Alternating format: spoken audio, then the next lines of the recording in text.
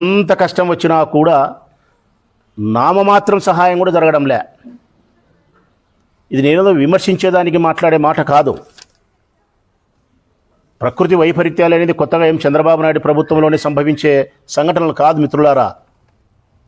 జగన్మోహన్ రెడ్డి ప్రభుత్వం ఉన్నా, రాజశేఖర రెడ్డి ప్రభుత్వం ఉన్నా, ఏ ప్రభుత్వం ఉన్నా అప్పుడప్పుడు ప్రకృతి వైపరీత్యాలు సంభవిస్తాయి. కానీ ఆ ప్రభుత్వాలలో ఎవరైతే అధినేతలు ఉండారో వ్యవసాయం పట్ల వారికి ఉండే శ్రద్ధ, వారికి ఉండే మనసును బట్టి రైతులను ఆదుకోవడము, నిలబెట్టడము, తిరిగి వారి చేత వ్యవసాయం చేయించే స్థితి ఉంటుంది. మన దురదృష్టం ఏంటంటే చంద్రబాబు నాయుడు వ్యవసాయానికి వ్యతిరేకి, రైతు ద్రోహి, వ్యవసాయం దండగా అని చెప్పిన మనిషి. అందుకే ఎప్పుడు ఈ రాష్ట్రంలో రైతులకు కష్టాలు కన్నీళ్ళే మిగులుతాయి. నేను ఎందుకు ఈ మాట చెప్తానంటే ఒక చిన్న ఎగ్జాంపుల్ చెప్తా. 2024లో ఈయన ప్రభుత్వం వచ్చిన తర్వాత, చంద్రబాబు నాయుడు గారి ప్రభుత్వం వచ్చిన తర్వాత 3 సార్లు ఇప్పటికి తుఫాన్ వచ్చింది. ప్రకృతి వైపరీత్యాల వల్ల 3 సార్లు.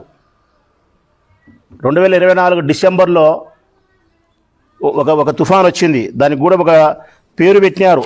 నాకు తెలిసి దాని పేరు కూడా పెనగల్ తుఫాన్. 2024 డిసెంబర్లో వచ్చిన తుఫాన్ పెనగల్ తుఫాన్ అని పెట్టినారు. అప్పుడు సంబంధించిన అధికారులంతా కూడా అంచనాలు తయారు చేసి నివేదిక ఇచ్చినారు రాష్ట్ర ప్రభుత్వానికి. పంట నష్టపరిహారం ఈ బుద్ధుడికి రాలే. అదే 24లోనే చంద్రబాబు నాయుడు వచ్చిన తర్వాతనే మళ్ళీ రబీలో నష్టపరిహారం జరిగింది. మళ్ళీ పంటలకు నష్టం జరిగింది రబీలో. రబీలో వచ్చిన వర్షపాతం తక్కువై కరువు మండలాలుగా ప్రకటించి నివేదిక ఇచ్చినారు రాష్ట్ర ప్రభుత్వానికి. దానికి నష్టపరిహారం రాలే ఇప్పటి వరకు. మళ్ళీ 2024లోనే జూన్ నుంచి సెప్టెంబర్ వరకు వానకారు. అప్పుడు మళ్ళా రైతులకు తీవ్రమైనటువంటి నష్టమే జరిగింది. గాలి, విపరీతమైన వర్షం వలన. అది నివేదిక పంపించినారు, అది రాలే.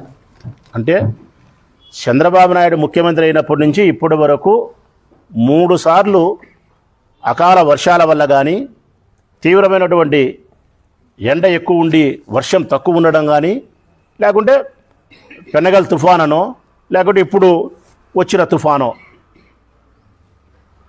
3 సార్లు రైతులకు నష్టపరిహారం ₹1 చెల్లించలే.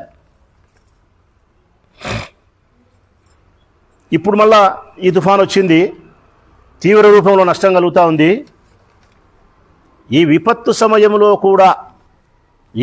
సమయంలో కూడా నష్టపరిహారాన్ని ఏ విధంగా రైతులకు అందించాలా, నివారణ చర్యలు ఏ విధంగా చేపట్టాలనే దృష్టి లేదు ఈ ముఖ్యమంత్రి కుమారునికి. ప్రచార యావ, విపత్తు సందర్భంలో కూడా ప్రచార యావ. మనిషి చచ్చి ఇంట్లో ఉంటే కూడా వేడుక చేసుకునే సందర్భం ఎట్లుంటుందో ఈ ప్రభుత్వం యొక్క పరిస్థితి అట్టే ఉంది.